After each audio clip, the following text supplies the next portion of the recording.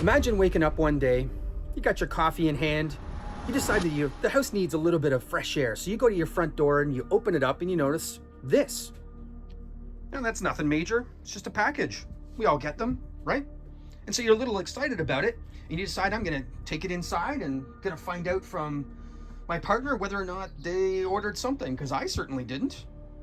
And what if you bring that package inside and it changes your life forever? Not just yours, your kids and generations to come. Because what was found inside that box started something that is unbelievable. For this story, we head to a small town in Massachusetts. Just like other stories, real names, real locations are being hidden, mainly to protect those that are involved in the scandal. One day, a man who we'll call Jeff just woke up and started his daily routine. He made his coffee, made a bagel, stretching a little bit, and decided the house kind of smelled a little musty.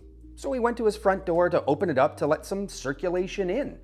And that's when he noticed, when he looked down, there was a package waiting for him, just nicely placed in front of his main entrance door. So he was a little surprised, but like most of us, we don't think anything of it. We normally get packages and we're kind of a little excited. Maybe we ordered something, maybe we didn't, but nonetheless, something came. There's something inside that could be cool. So he picks up the package and he brings it inside the house, puts it on top of the kitchen table, calls for his wife, whom we'll call Sarah.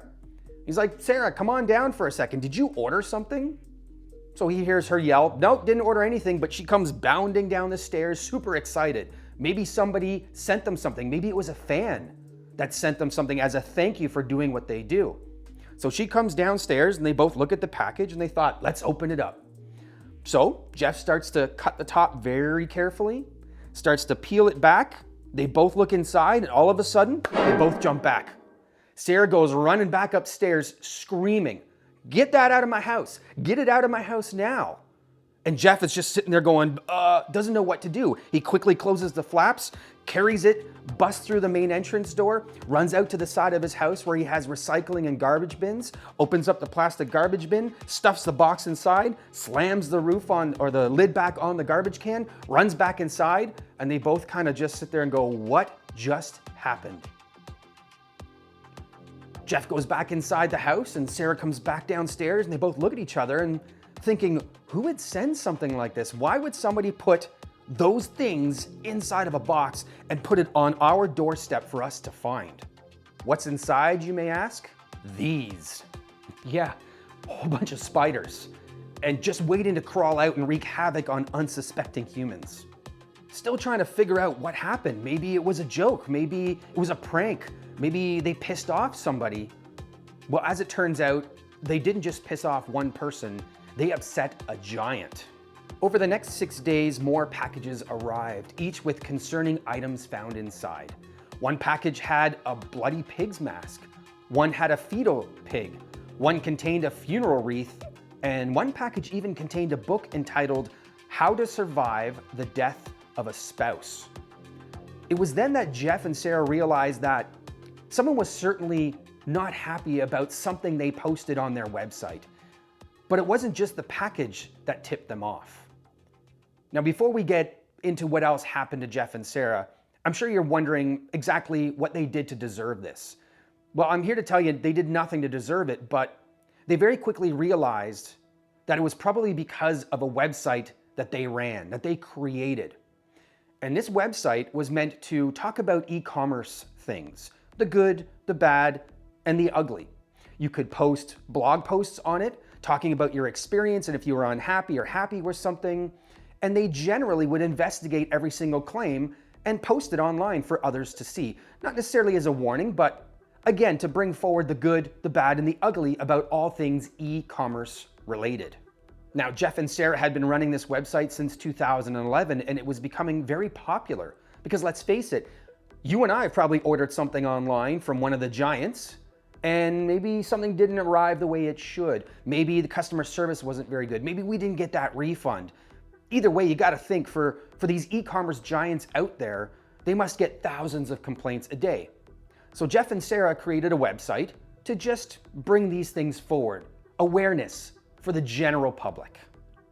Now, as you can imagine, they there's a good chance they probably pissed off one person, but they had no idea that they pissed off many people, and including executives of a giant company. They just didn't know it yet. So after a couple of days, the packages stopped arriving and everything seemed to calm down for a bit. Police had no idea who was sending the packages and had no leads, but unfortunately the harassment wasn't over yet, and it was just the beginning.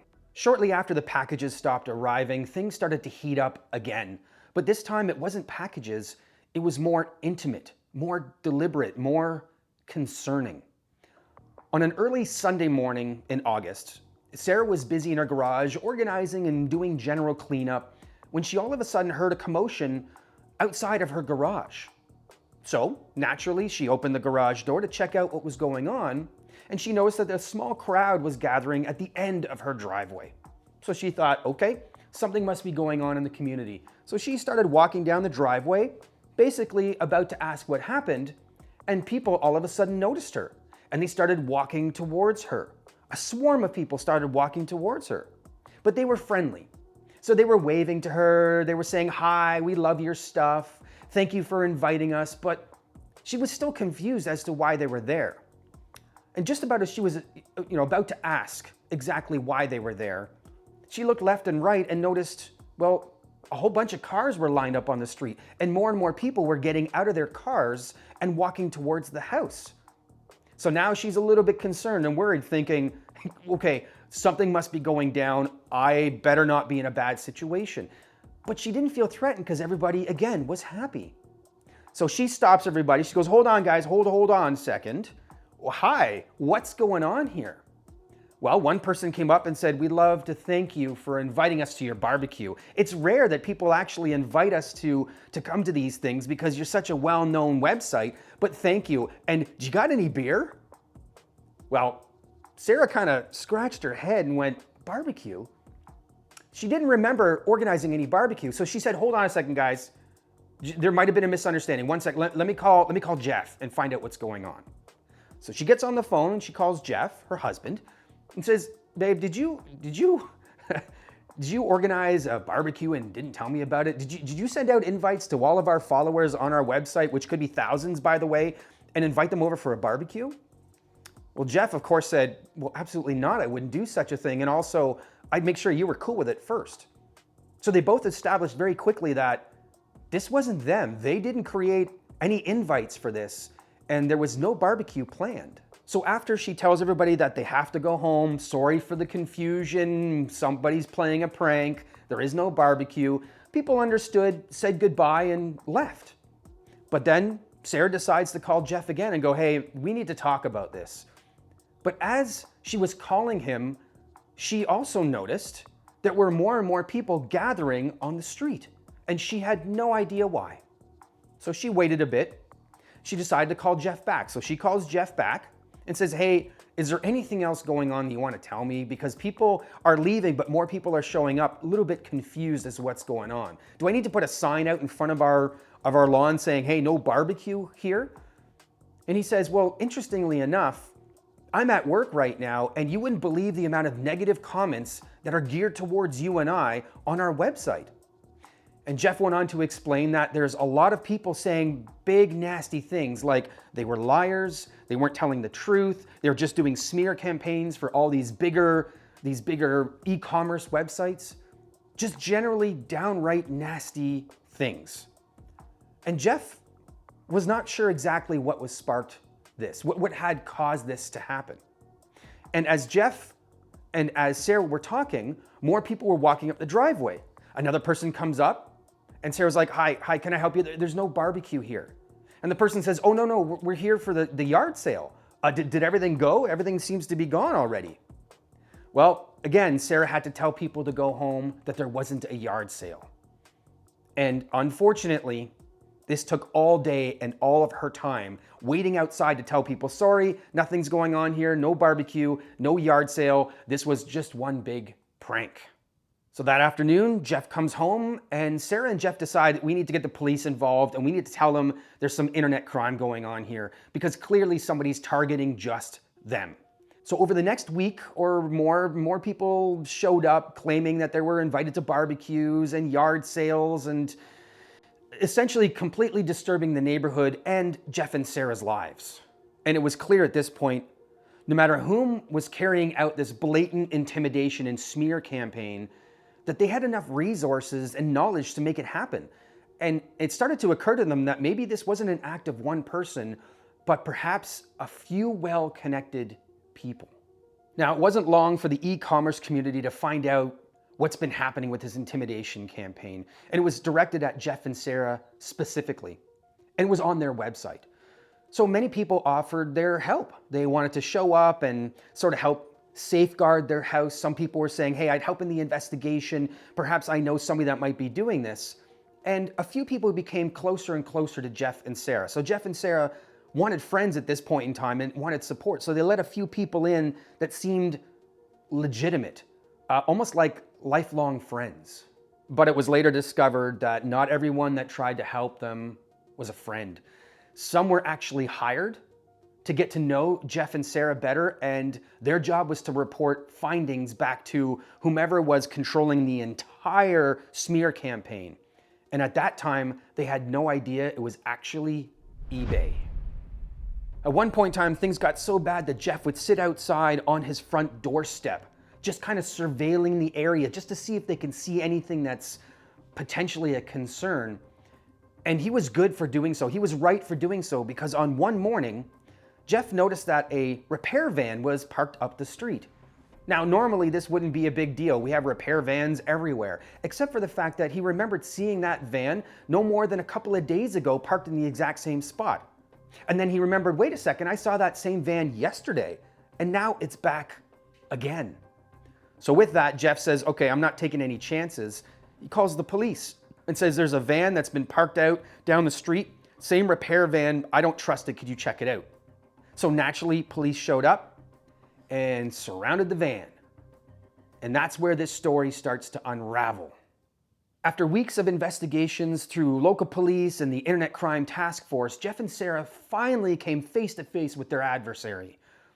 Or should I say, the large team of lawyers representing the firm itself. Now, through court documents and public accounts, it was established that 7 employees of eBay were responsible for this entire intimidation campaign, but it was set forth by the CEO at the time, CEO of eBay.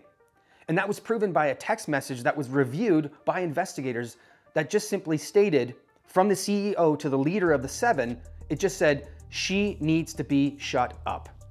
Which is a clear indication that the executive knew what was going on and in fact endorsed it. In fact, set it in motion to these 7 employees of eBay.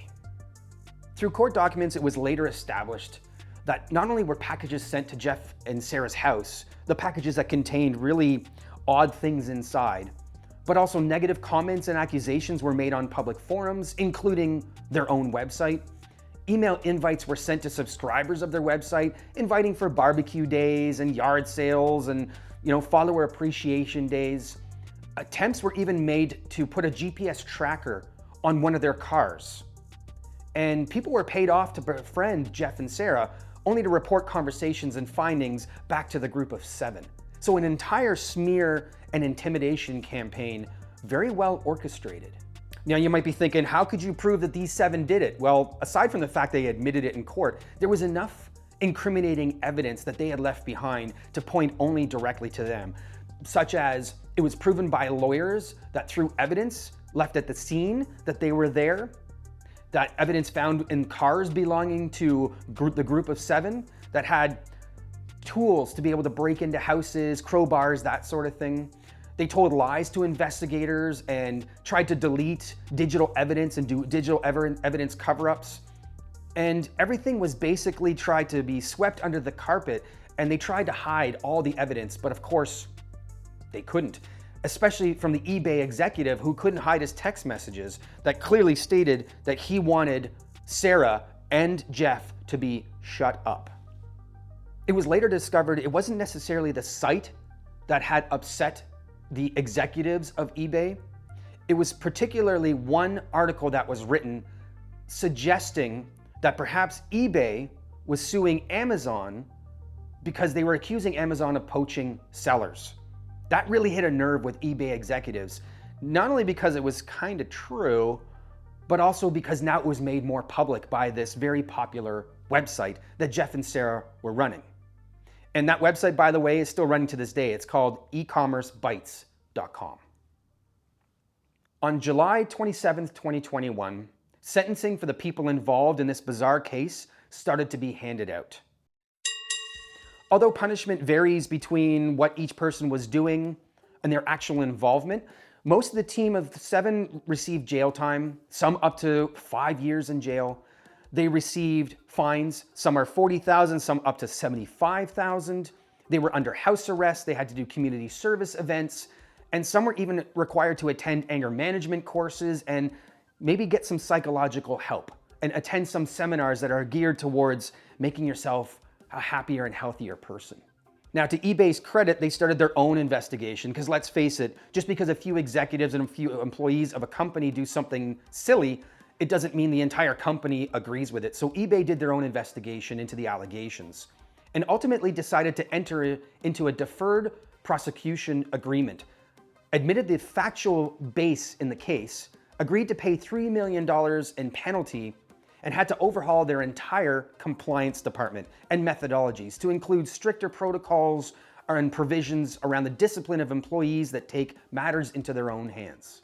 But that's not the karma point of this case. That's just litigation. That's just penalties and punishment for doing something criminal. On February 26, 2026, Jeff and Sarah's civil case was finally concluded with karma's help.